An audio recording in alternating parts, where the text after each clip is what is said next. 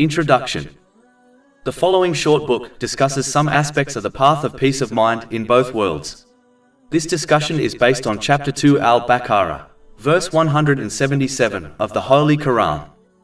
Righteousness is not that you turn your faces toward the east or the west, but true righteousness is in one who believes in Allah, the last day, the angels, the book and the prophets, and gives wealth in spite of love for it to relatives, orphans, the needy, the traveler, those who ask for help, and for freeing slaves, and who establishes prayer and gives zakah, those who fulfill their promise when they promise, and those who are patient in poverty and hardship and during battle. Those are the ones who have been true, and it is those who are the righteous. Implementing the lessons discussed will aid one to adopt positive characteristics. Adopting positive characteristics leads to peace of mind and body. The path of peace of mind. Chapter 2 Al-Baqarah, verse 177. Righteousness is not that you turn your faces toward the east or the west, but true righteousness is in one who believes in Allah, the last day, the angels, the book and the prophets, and gives wealth in spite of love for it to relatives, orphans, the needy, the traveler, those who ask for help, and for freeing slaves, and who establishes prayer and gives zakah, those who fulfill their promise when they promise, and those who are patient in poverty and hardship and during battle. Those are the ones who have been true, and it is those who are the righteous. Allah, the Exalted, makes it clear that righteousness and piety must be shown in every situation a person faces, and when they interact and use every blessing they have been granted. It therefore extends far beyond facing the house of Allah, the Exalted, the Kaaba, during the 5 daily obligatory prayers. Chapter 2 Al-Baqarah, verse 177. Righteousness is not that you turn your faces toward the east or the west. The one who observes Islam as a set of rituals will fail to understand this reality and will therefore easily misuse the blessings they have been granted, even if they fulfill the few daily and weekly rituals Islam prescribes. This is one of the main reasons why many Muslims fail to obtain peace of mind, despite the fact they fulfill the daily obligatory rituals, as peace of mind can only be obtained when one makes Islam a way of life and a complete code of conduct which affects every situation they encounter and how they use every blessing they have been granted. The first aspect of righteousness mentioned is to believe in Allah, the Exalted. Chapter 2 Al-Baqarah, verse 177. But true righteousness is in one who believes in Allah. Real belief in Allah, the Exalted, involves supporting one's verbal declaration of belief with actions. The one who believes Allah, the Exalted, is their Lord, will inevitably accept their servanthood to Him. A true servant does not search for their own pleasure, nor do they expect others to please them. They will prioritize the pleasure and obedience to their master over all other things, such as obeying and following people, their own desires, social media, fashion, and culture. The only thing a servant desires is to please their master. In addition, a servant accepts that everything they possess, including their own life, belongs to their Creator and Master, Allah, the Exalted. Therefore, they will hasten to use everything they have been granted in ways pleasing to Allah, the Exalted, as outlined in the Holy Quran and the traditions of the Holy Prophet Muhammad, peace and blessings be upon him. A true servant will understand that as Allah, the Exalted, is their Creator and Lord and the Creator and Lord of all things, they cannot obtain peace of mind while disobeying Him, as He controls all things, including the spiritual hearts of people, the abode of peace of mind. They will therefore strive hard in His obedience by using the blessings they have been granted correctly, as outlined in Islamic teachings, as this alone leads to peace of mind in both worlds. Chapter 16 and now, verse 97. Whoever does righteousness, whether male or female, while he is a believer, we will surely cause him to live a good life, and we will surely give them their reward in the hereafter according to the best of what they used to do. The more a person acts in this manner, the stronger their belief in Allah, the Exalted, is. In addition, the one who believes in Allah, the Exalted, will be certain that they will be held accountable for their deeds on the Day of Judgment. This will further encourage them to actualize their faith by practically preparing for it, which involves using the blessings one has been granted in ways pleasing to Allah, the Exalted, according to Islamic teachings. Chapter 2 Al-Baqarah, verse 177. But true righteousness is in one who believes in Allah, the last day. Therefore, the one who verbally claims belief in Allah, the Exalted, and the Day of Judgment but fails to practically obey Allah, the Exalted, thereby failing to practically prepare for the Day of Judgment, must reassess their faith, as their lack of good actions are a proof of their lack of belief in Allah, the Exalted, and the Last Day.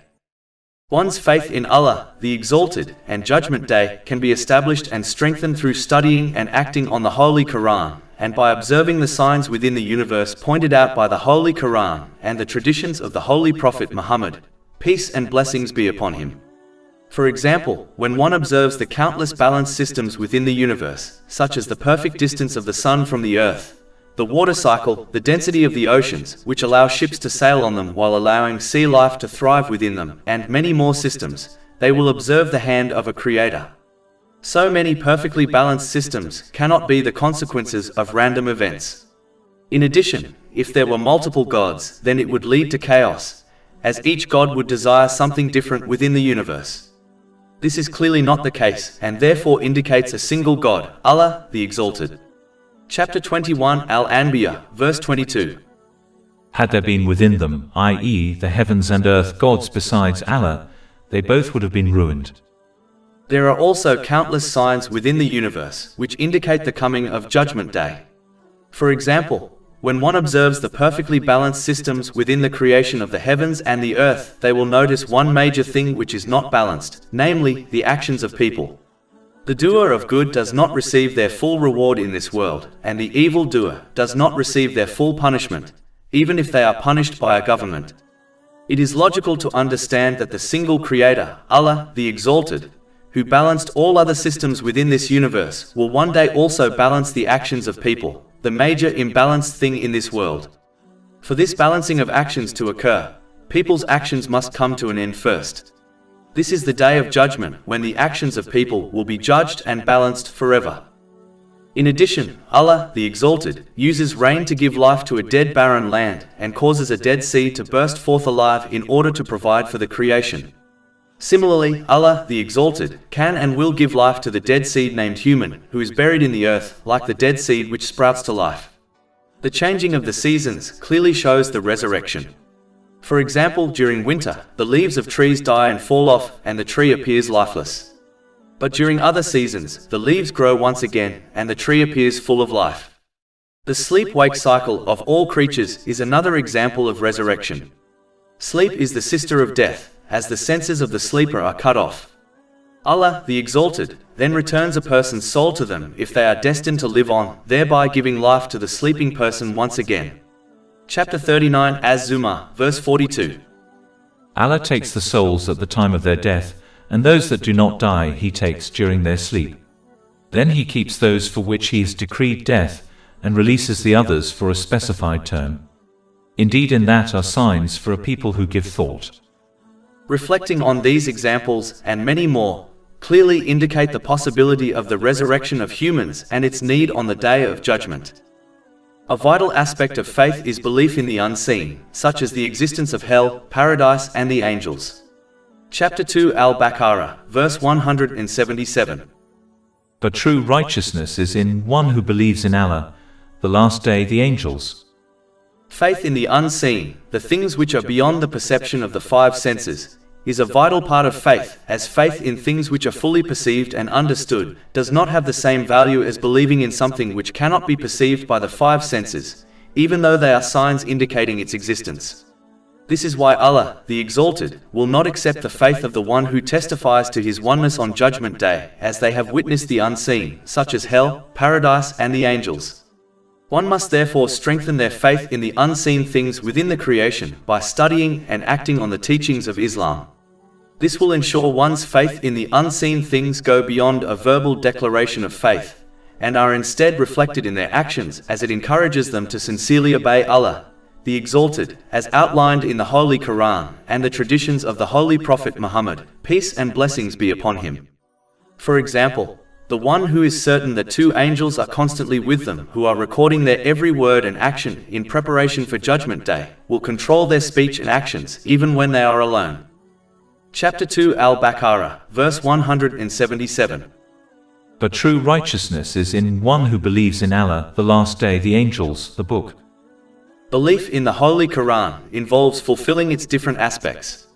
These include reciting it correctly and regularly, understanding it, and acting on its teachings. A Muslim must avoid remaining on the first level, whereby they only recite the Holy Quran in a language they do not understand. The Holy Quran is not a book of recitation, it is a book of guidance. Guidance from it can only be achieved when one understands and acts on it. Just like a map will only lead one to their desired destination if they understand and act on it, the Holy Quran can only lead one to peace of mind in both worlds when they understand and act on it.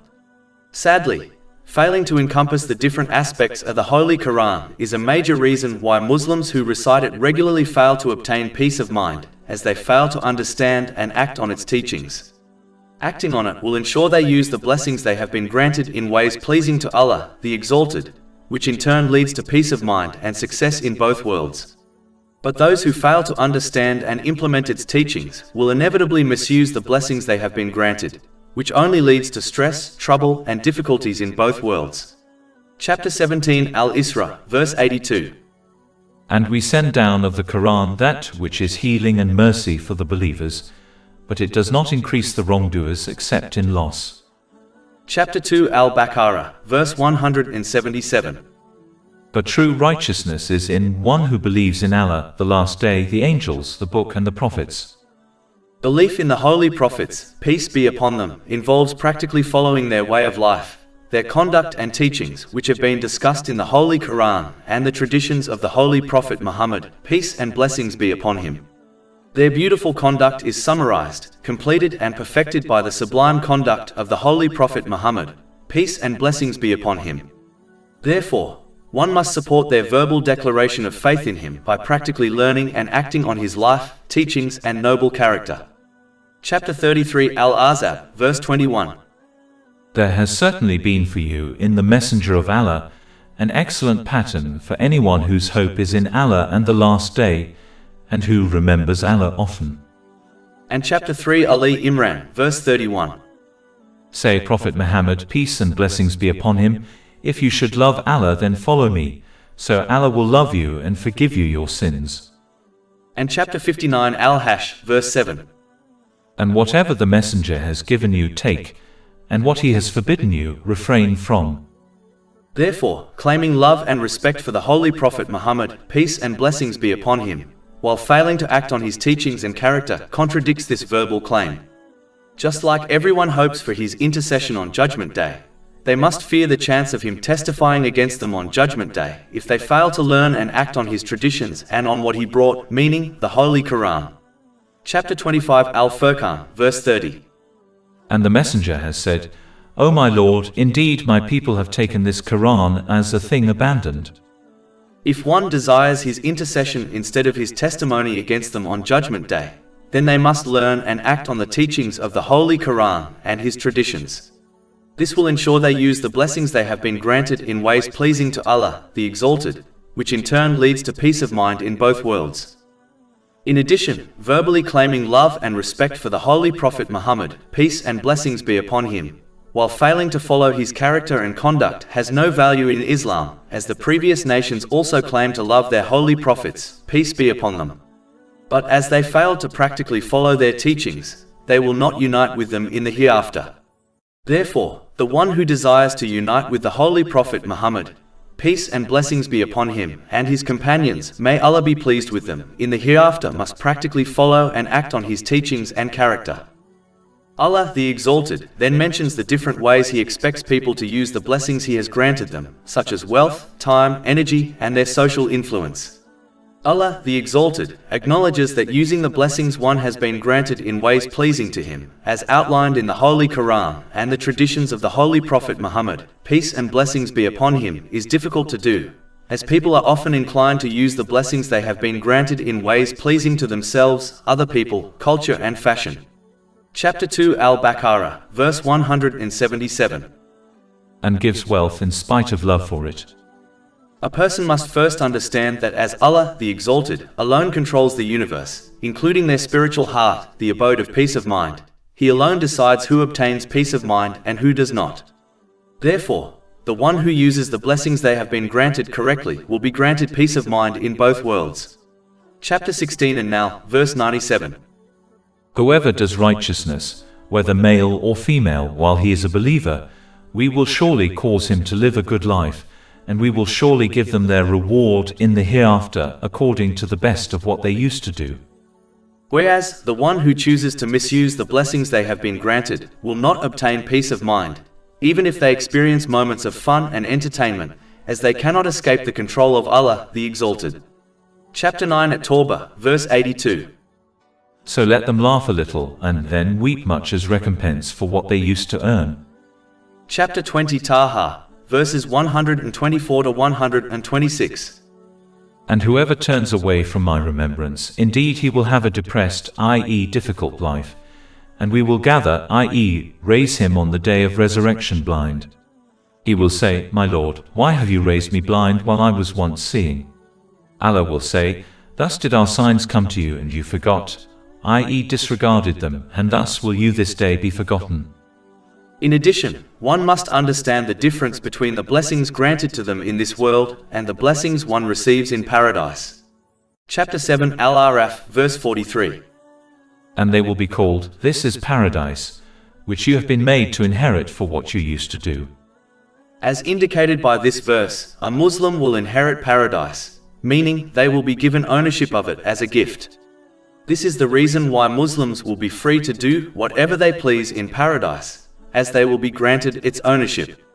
Whereas, the blessings in this material world have been granted to people as a loan and not as a gift.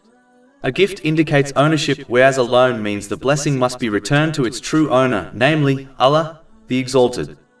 The only way to return the blessings of this material world which have been given as a loan to people is by using them in ways pleasing to Allah, the Exalted, as outlined in Islamic teachings. This is in fact true gratitude and leads to increase in blessings and mercy in both worlds. Chapter 14. Ibrahim, verse 7. If you are grateful, I will surely increase you in favor. The worldly blessings which have been granted to people as a loan must return to its true owner, Allah, the Exalted, willingly or forcefully. If it is returned willingly, then they will be blessed with much reward, but if it is returned forcefully, such as through their death, then these blessings will become a burden for them in both this world and in the hereafter. It is vital for Muslims to understand the difference between a gift and a loan, so that they are encouraged to use the blessings in this material world in the correct way. Therefore, despite having the urge to misuse the blessings one has been granted, they must behave like a wise patient who accepts an ACTS on the advice of their medical doctor, knowing it is best for them even though they are prescribed bitter medicines and a strict diet plan. Just like this wise patient will achieve peace of mind and body, so will the person who accepts an ACTS on Islamic teachings, thereby using the blessings they have been granted in ways pleasing to Allah, the Exalted, as outlined in the Holy Quran and the traditions of the Holy Prophet Muhammad, peace and blessings be upon him. In addition, a person must remember a simply Islamic principle: the more one gives, the more they will receive, meaning, the more they use the blessings they have been granted in ways pleasing to Allah, the Exalted, the more peace of mind, mercy and blessings they will be granted in both worlds. Chapter 3. Ali Imran, verse 92. Never will you attain the good reward until you spend, in the way of Allah, from that which you love. And whatever you spend, indeed, Allah is knowing of it.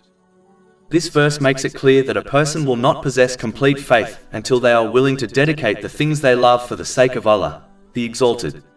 Generally speaking, Muslims are happy to dedicate their precious time on the things which please them.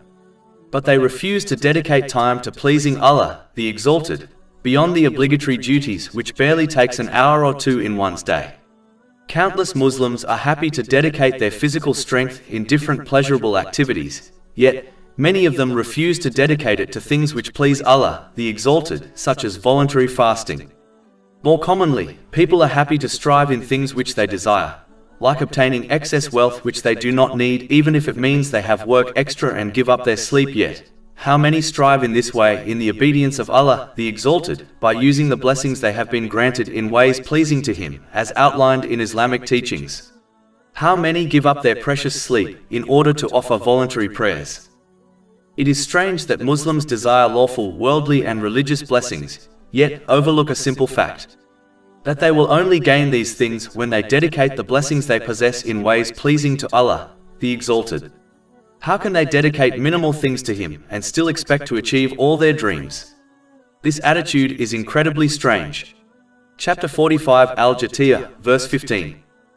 Whoever does a good deed, it is for himself, and whoever does evil, it is against it, i.e. the self or soul. Then to your Lord you will be returned. Chapter 2 Al-Baqarah, verse 177. And gives wealth in spite of love for it to relatives. Allah, the Exalted, always gives all-encompassing advice within the Holy Quran. In this case, Allah, the Exalted, often urges the kind treatment of one's relatives within the Holy Quran, as acting on this single advice alone would ensure prosperity, peace and justice in society. If each person treated their relatives kindly, no other aid from an outside source would ever be required. This would ensure each member of every family unit is treated with kindness, which in turn would have a positive effect on the entire society. One must aid their relatives in anything which is praiseworthy in Islam, and warn them against anything which is blameworthy. Chapter 5 Al-Ma'idah, verse 2. And cooperate in righteousness and piety, but do not cooperate in sin and aggression. Sadly, many Muslims today ignore this advice and instead aid others according to their relationship with them, irrespective of if the thing they are aiding them in is good or bad. A Muslim must adhere to the sequence advised in the following verse, and only aid their relatives in things which are directly connected to the sincere obedience of Allah, the Exalted. Chapter 2 Al-Baqarah, 83.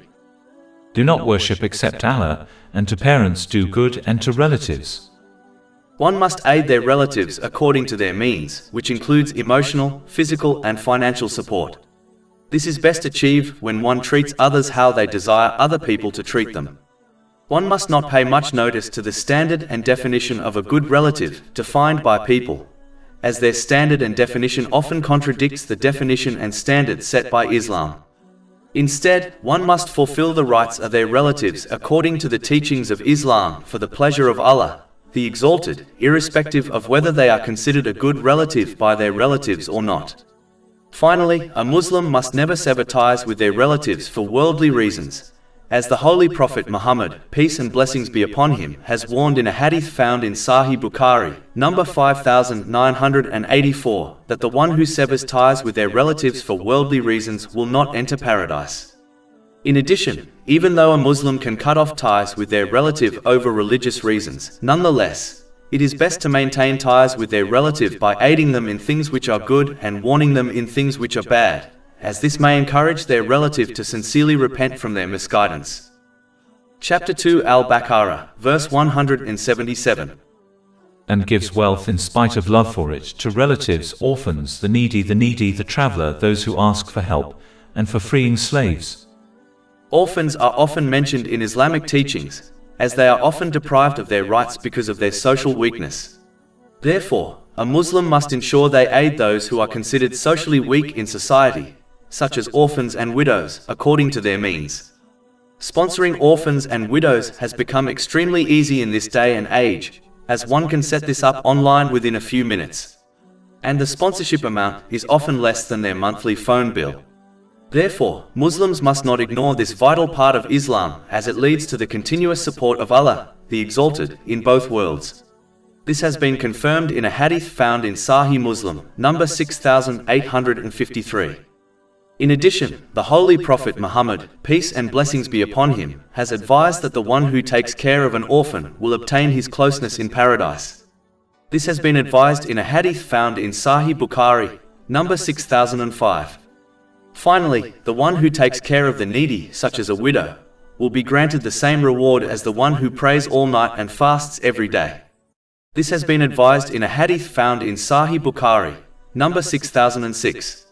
Therefore, the one who finds it difficult to perform voluntary good deeds, such as the voluntary night prayer and voluntary fasts, should act on this hadith in order to achieve this reward with minimal effort. As discussed earlier, it is important to note that one should always remember that whatever means they possess, such as wealth, has been granted to them by Allah, the Exalted, as a loan and not as a gift.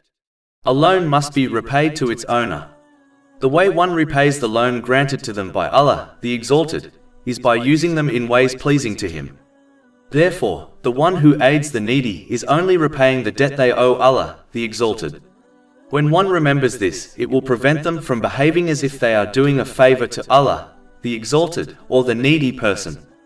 In reality, Allah, the Exalted, favored them by granting them worldly blessings, and by granting them an opportunity to gain countless reward by aiding the needy.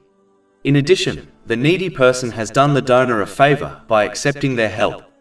If every needy person rejected the aid of others, then how will one obtain the reward mentioned in divine teachings? Remembering these points will prevent one from destroying their reward by adopting the incorrect attitude. Finally, aiding the needy includes fulfilling any lawful need a person may have. This includes emotional, physical, and financial needs. Therefore, no Muslim, irrespective of how little wealth they possess, can excuse themselves from acting on this verse. Chapter 2 Al-Baqarah, verse 177. And gives wealth in spite of love for it to relatives, orphans, the needy, the traveler. The traveler is the stranger who is stuck in a foreign land. Allah, the Exalted, encourages Muslims to give them some of their wealth in order to help them on their journey if they need it. The one who possesses wealth should show compassion towards this stranger and help them in whatever way they can, even if that is by giving them food or a means of transportation or protecting them from any wrongdoing that may occur to them during their journey. Chapter 2 Al-Baqarah, verse 177. And gives wealth in spite of love for it to relatives, orphans, the needy, the traveler, those who ask for help, and for freeing slaves. As taking captives during battles and wars as slaves was widely practiced throughout the known world, Islam could not allow Muslims to have an unfair advantage against their enemies by prohibiting taking captives during battles as slaves. This would only cause the Muslim slave population to increase, while the disbelieving slave population would become non-existent. Therefore, Islam took steps to firstly improve the situation of slaves so that they were treated with the utmost respect and care. In fact, Allah, the Exalted, urged such good conduct towards slaves that they were treated like family members.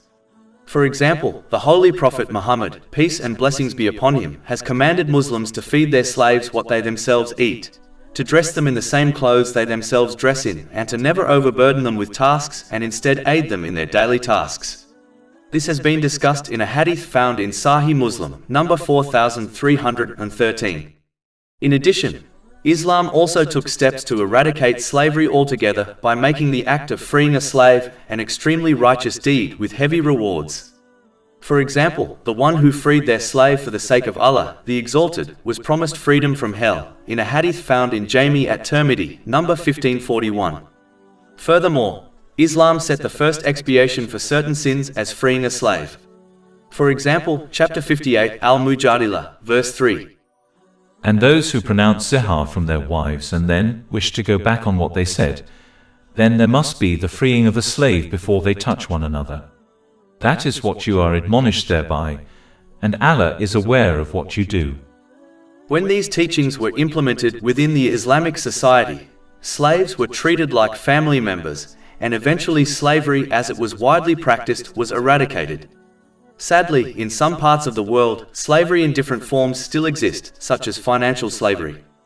Therefore, Muslims must play their part in completely eradicating it according to their means, such as financial support. One must note that Allah, the Exalted, listed the good actions which are between people before the good action which is between people and Him. Chapter 2 Al-Baqarah, verse 177. And gives wealth in spite of love for it to relatives, orphans, the needy, the traveler, those who ask for help, and for freeing slaves, and who establishes prayer. This does not mean one does not need to establish the good deeds which are between them and Allah, the Exalted, but it means that they should not fall into a common misconception whereby they believe that as long as they establish the good deeds which are between themselves and Allah, the Exalted, they are free to mistreat others and fail to fulfill their rights. The one who enters Judgment Day with this attitude has been described as the bankrupt person by the Holy Prophet Muhammad, peace and blessings be upon him, in a hadith found in Sahih Muslim, number 6579. They will be forced to hand over their good deeds to the people they wronged, and if necessary they will be forced to take the sins of their victims until justice is established. This may well cause them to be hurled into hell. Therefore, a Muslim must avoid this common misconception and instead strive to fulfill the rights of Allah, the Exalted, and people according to their ability. And as Allah, the Exalted, does not entrust a person with a responsibility they cannot fulfill, they will achieve this if they genuinely try. Chapter 2 Al-Baqarah, verse 286. Allah does not charge a soul except with that within its capacity. Chapter 2 Al-Baqarah, verse 177. And who establishes prayer?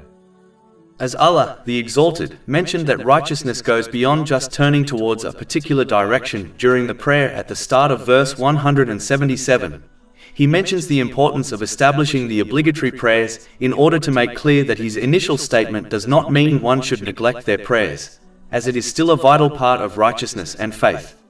Chapter 2 Al-Baqarah, verse 177. Righteousness is not that you turn your faces toward the east or the west. Establishing the obligatory prayers includes fulfilling them with their full conditions and etiquettes, such as offering them on time. Establishing the obligatory prayers is often repeated in the Holy Quran, as it is the most important practical proof of one's faith in Allah, the Exalted. In addition, as the daily prayers are all spread out, they act as a constant reminder of the Day of Judgment and practically preparing for it, as each stage of the obligatory prayer is connected to Judgment Day. When one stands upright, this is how they will stand in front of Allah, the Exalted, on Judgment Day. Chapter 83 Al-Mutaffifin, verses 4-6. Do they not think that they will be resurrected? For a tremendous day, the day when mankind will stand before the Lord of the worlds. When they bow, it reminds them of the many people who will be criticized on Judgment Day for not bowing to Allah, the Exalted, during their lives on earth. Chapter 77 Al-Mursalat, verse 48.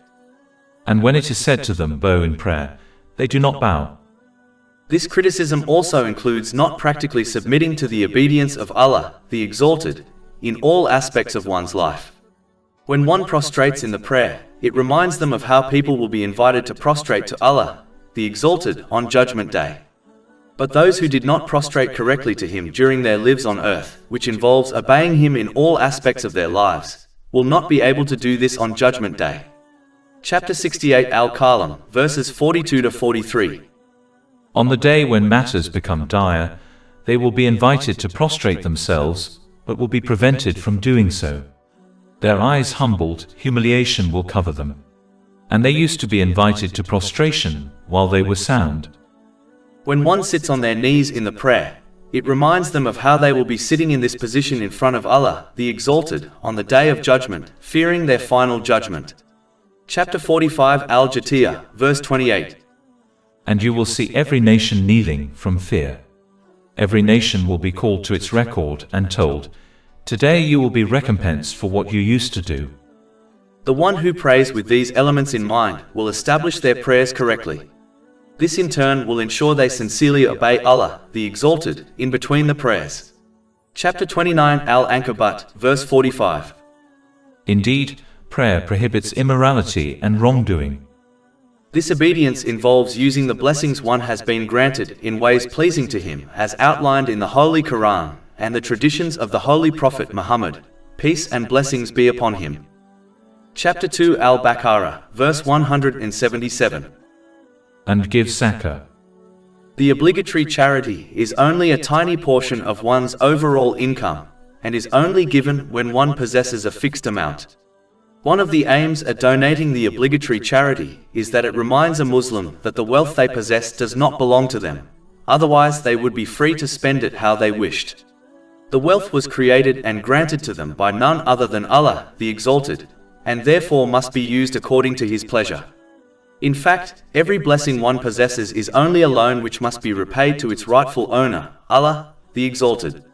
This is achieved when one uses the blessings they have been granted in ways pleasing to Allah, the Exalted, as outlined in the Holy Quran and the traditions of the Holy Prophet Muhammad, peace and blessings be upon him. The one who fails to understand this truth and instead behaves as if the blessings they were granted, such as their wealth, belongs to them and therefore refrains from donating the obligatory charity, will face a penalty, just like the one who fails to repay a worldly loan faces a penalty.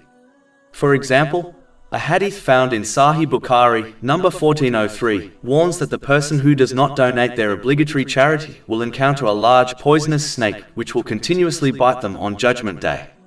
Chapter 3 Ali Imran, verse 180.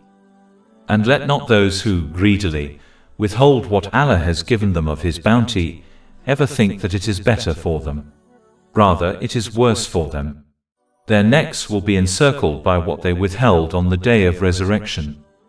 In this world, the very wealth they fail to donate the obligatory charity on will become a source of their stress and misery, as they fail to remember that Allah, the Exalted, has a right over the blessings He granted them. Chapter 20 Taha, verses 124 to 126. And whoever turns away from my remembrance, indeed he will have a depressed, i.e. difficult life, and we will gather, i.e. raise him on the day of resurrection blind. He will say, My Lord, why have you raised me blind while I was once seeing? Allah will say, Thus did our signs come to you and you forgot, i.e. disregarded them, and thus will you this day be forgotten. Chapter 2 Al-Baqarah, verse 177. Those who fulfill their promise when they promise.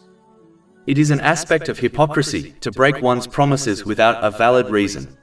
This has been warned in a hadith found in Sahih Bukhari, number 2749. The one who adopts the characteristics of a hypocrite must fear that they may well end up with them in the hereafter. A Muslim must therefore fulfill all the promises they have made. The most important of these is the promise of sincerely obeying Allah, the Exalted, under every circumstance when they accepted Him as their Lord. This obedience involves using the blessings they have been granted in ways pleasing to Him as outlined in the Holy Quran and the traditions of the Holy Prophet Muhammad, peace and blessings be upon him.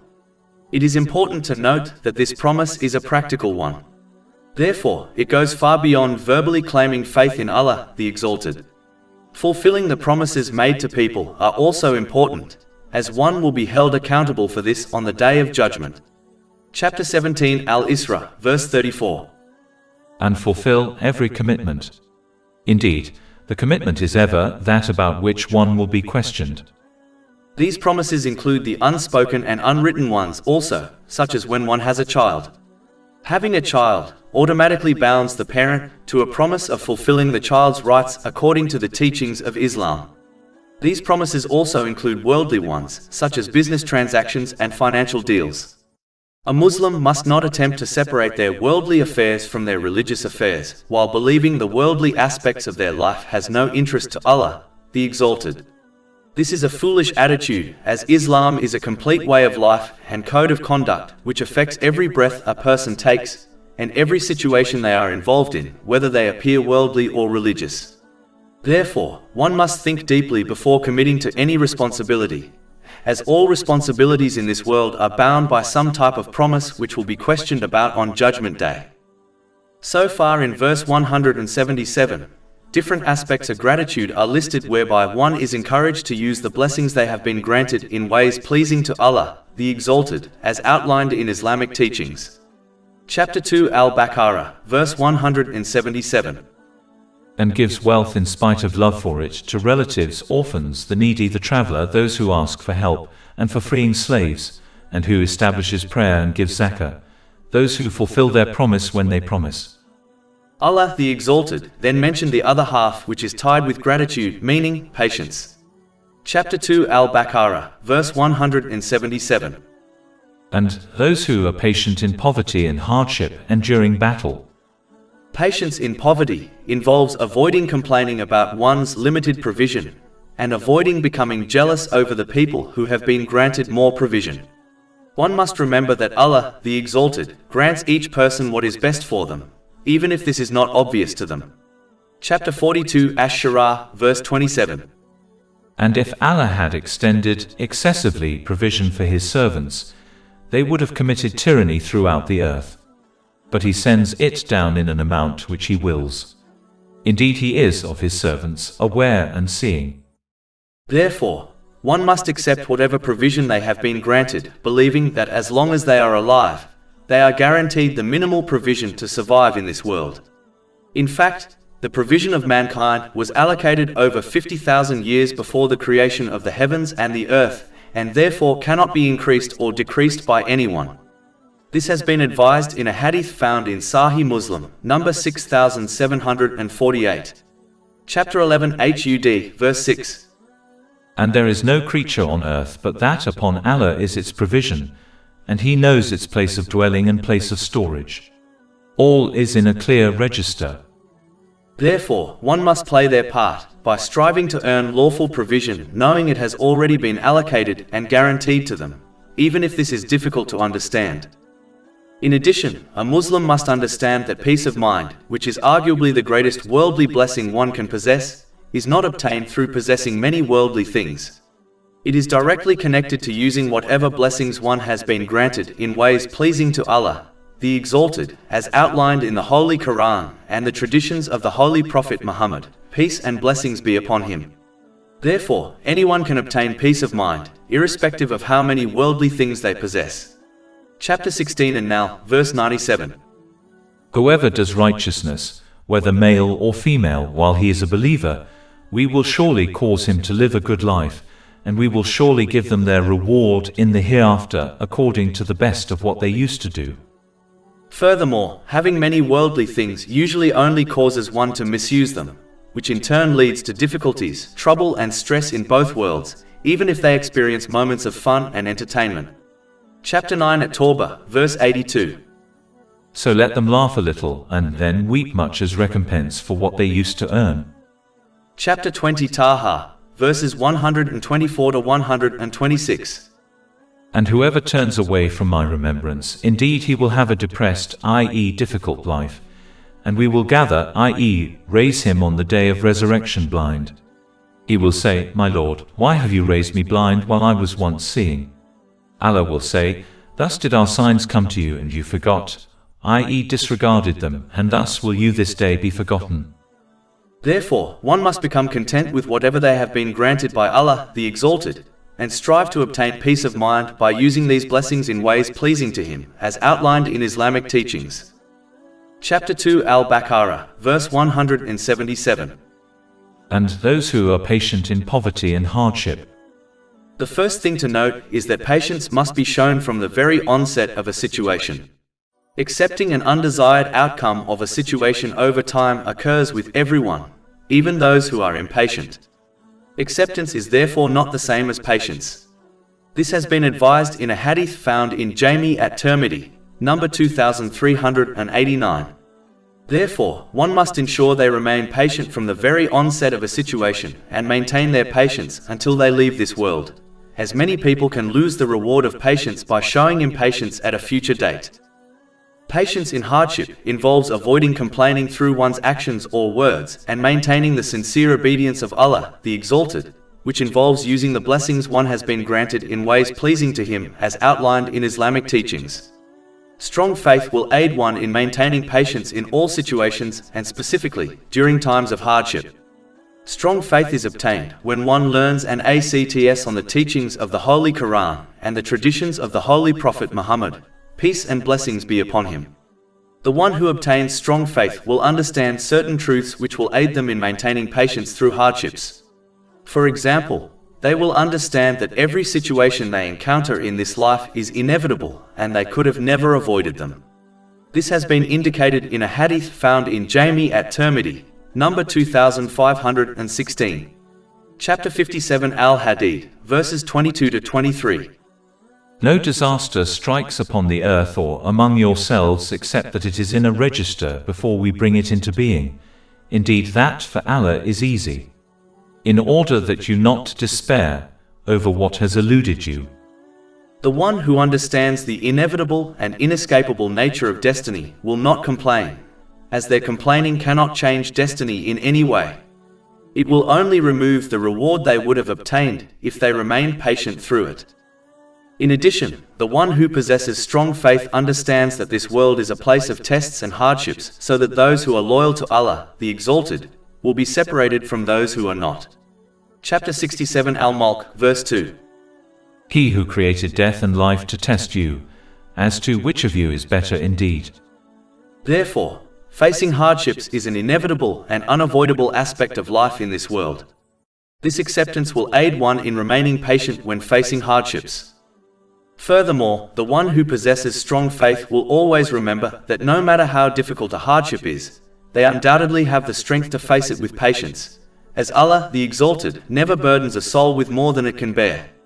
Chapter 2 Al-Baqarah, verse 286. Allah does not charge a soul except with that within its capacity. This truth will always aid one in remaining patient, as patience is often lost when one believes they cannot tolerate facing a specific situation. Another truth that the one who possesses strong faith understands is that Allah, the Exalted, decrees what is best for everyone involved, even if this is not obvious to them. As a person's knowledge is extremely limited, they cannot understand the wisdoms behind the decrees of Allah, the Exalted, whose knowledge encompasses and extends beyond all things. Chapter 2 Al-Baqarah, verse 216. But perhaps you hate a thing and it is good for you, and perhaps you love a thing and it is bad for you. And Allah knows while you know not. One only needs to reflect on their life to understand how true this verse is. There are many examples within each person's life when they believed something was good, only for it to become a source of stress for them, and when they believed something was bad, only for it to become a source of goodness for them. Understanding this truth will also aid one in remaining patient when facing hardships. All these and more truths unravel in the heart of a person who learns an ACTS on Islamic knowledge, thereby obtaining certainty of faith. This in turn ensures they remain patient and obedient to Allah, the Exalted, through every situation, especially situations of hardship. Chapter 2 Al-Baqarah, verse 177. And those who are patient in poverty and hardship and during battle. Specifically speaking, the companions, may Allah be pleased with them, were repeatedly warned throughout the Holy Quran to prepare for battle against the non-Muslims, as their enemies would relentlessly pursue them until Islam was destroyed even after they migrated to Medina. Chapter 4 An-Nisa, verse 89. They wish you would disbelieve as they disbelieved, so you would be alike. Chapter 2 Al-Baqarah, verse 177. And those who are patient in poverty and hardship and during battle. Generally speaking, battle involves striving to sincerely obey Allah, the Exalted, which involves using the blessings one has been granted in ways pleasing to Him, as outlined in Islamic teachings, despite the fact a Muslim will be relentlessly tempted to misuse the blessings they have been granted. This temptation comes from social media, culture, fashion, their desires and other people, including one's relatives. To battle all these temptations and to remain firm on the obedience of Allah, the Exalted, requires patience. This type of patience is arguably harder than the other types mentioned in verse 177, as it is continuous and relentless. Wherever a Muslim turns, they will be invited towards misusing the blessings they have been granted. In fact, in this day and age, one does not even need to leave their bedroom to face such temptations, as social media is freely available and accessible. Overcoming all of these forces and remaining patient on the obedience of Allah, the Exalted, is possible when one obtains strong faith. Strong faith is obtained when one learns an ACTS on Islamic teachings. Strong faith will allow one to differentiate between the path which leads to peace of mind in both worlds, and the path which leads to stress, trouble and misery in both worlds. In this case, the one who possesses strong faith will understand that if they misuse the blessings they have been granted, the very blessings they possess will become a source of stress for them, even if they experience moments of fun and entertainment, as Allah, the Exalted, alone controls their spiritual heart, the abode of peace of mind. This truth becomes clear to the one who possesses strong faith, as it has been explained in Islamic teachings, and by observing the many rich and famous people who indulge in misusing the blessings they have been granted, and how it leads them to stress, misery, depression, mental health issues, substance abuse, and suicidal tendencies, even if they experience moments of fun and entertainment. Chapter 9 At-Tawbah, verse 82. So let them laugh a little and then weep much as recompense for what they used to earn. Chapter 20 Taha, verses 124 to 126. And whoever turns away from my remembrance, indeed he will have a depressed, i.e. difficult life, and we will gather, i.e. raise him on the day of resurrection blind. He will say, My Lord, why have you raised me blind while I was once seeing? Allah will say, Thus did our signs come to you and you forgot. i.e. disregarded them, and thus will you this day be forgotten. Conversely, the one who possesses strong faith will understand that as long as they use the blessings they have been granted correctly, they will be granted peace of mind in both worlds, irrespective of how many worldly things they possess, as this has been guaranteed by Allah, the Exalted, in Islamic teachings, and there are countless examples of people who chose this way of life and obtained peace of mind through it. Chapter 13 Ar-Ra'd, verse 28. Unquestionably, by the remembrance of Allah do hearts find peace. And chapter 16 An-Nahl, verse 97. Whoever does righteousness, whether male or female, while he is a believer, we will surely cause him to live a good life, and we will surely give them their reward in the hereafter according to the best of what they used to do. Therefore, the one who possesses strong faith will understand this reality and therefore constantly battle against the temptations which encourage them to misuse the blessings they have been granted. The person who behaves in this manner during this age of widespread turmoil, seditions and temptations will be rewarded as if they migrated to the Holy Prophet Muhammad, peace and blessings be upon him, during his lifetime. This has been promised in a hadith found in Sahih Muslim, number 7400. In addition, a person can aid their efforts in battling these temptations to misuse the blessings they have been granted by minimizing their interactions with the unnecessary elements of this material world. The more one minimizes indulging in the unnecessary elements of this material world, the easier it will be to remain firm on the obedience of Allah, the Exalted, and to prioritize His obedience over all else. This person has been promised contentment in their life, the correction of their affairs and their provision reaching them in an easy way. This has been advised in a hadith found in Jami at-Tirmidhi, number 2465. Whereas, the one who overindulges in the unnecessary aspects of the material world will be less likely to use the blessings they have been granted correctly. In fact, they will be more likely to prioritize enjoying the material world over sincerely obeying Allah, the Exalted. The same hadith quoted earlier warns this type of person of a lack of contentment, no correction of their affairs, and their guaranteed provision will reach them with great difficulty. Chapter 2 Al-Baqarah, verse 177.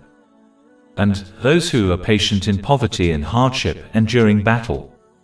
Those who strive to act on the different aspects of faith and righteousness mentioned in verse 177 have been true to their word when they testified to Islam as their faith. Chapter 2 Al-Baqarah, verse 177. Righteousness is not that you turn your faces toward the east or the west, but true righteousness is in one who believes in Allah, the last day, the angels, the book and the prophets, and gives wealth in spite of love for it to relatives, orphans, the needy, the traveler, those who ask for help, and for freeing slaves, and who establishes prayer and gives zakah, those who fulfill their promise when they promise, and those who are patient in poverty and hardship and during battle. Those are the ones who have been true. This verse therefore indicates the importance of actualizing one's faith, as a verbal declaration of faith in Islam is not good enough if it is not supported by actions. Actions are the proof and the currency one needs in order to obtain the peace of mind and success in both worlds which have been guaranteed to the righteous, to those who use the blessings they have been granted in ways pleasing to Allah, the Exalted, as outlined in the Holy Quran and the traditions of the Holy Prophet Muhammad, peace and blessings be upon him. Chapter 2 Al-Baqarah, verse 177. Those are the ones who have been true, and it is those who are the righteous. And chapter 16 An-Nahl, verse 97. Whoever does righteousness, whether male or female, while he is a believer, we will surely cause him to live a good life, and we will surely give them their reward in the hereafter according to the best of what they used to do. But those who fail to use the blessings they have been granted correctly, even if they verbally claim faith in Islam, will find that the very blessings they possess will become a source of stress, misery and trouble for them in both worlds, even if they experience moments of fun and entertainment, as Allah, the Exalted, alone controls their spiritual heart, the abode of peace of mind. Chapter 9 At-Tawbah, verse 82. So let them laugh a little, and then weep much as recompense for what they used to earn. Chapter 20 Taha, verses 124 to 126. And whoever turns away from my remembrance, indeed he will have a depressed, i.e. difficult life, and we will gather, i.e. raise him on the day of resurrection blind. He will say, My Lord, why have you raised me blind while I was once seeing? Allah will say, Thus did our signs come to you and you forgot, i.e. disregarded them, and thus will you this day be forgotten. In addition, the one who fails to actualize their faith must fear that they may well leave this world without it. This is because faith is like a plant which must be nourished with good actions. Just like a plant which fails to obtain nourishment, such as sunlight, will die, so may well the faith of a person who fails to perform good deeds. This is the greatest loss. One must therefore be true to their word when they declared Islam as their faith by acting on its teachings, if they desire peace of mind and success in both worlds. Chapter 2 Al-Baqarah, verse 177. Righteousness is not that you turn your faces toward the east or the west, but true righteousness is in one who believes in Allah, the last day, the angels, the book and the prophets, and gives wealth in spite of love for it to relatives, orphans, the needy, the traveler, those who ask for help, and for freeing slaves, and who establishes prayer and gives zakah, those who fulfill their promise when they promise, and those who are patient in poverty and hardship and during battle. Those are the ones who have been true, and it is those who are the righteous. Over 400 free ebooks, audiobooks, infographics, podcasts and blogs available on our website, www.shaykhpod.com.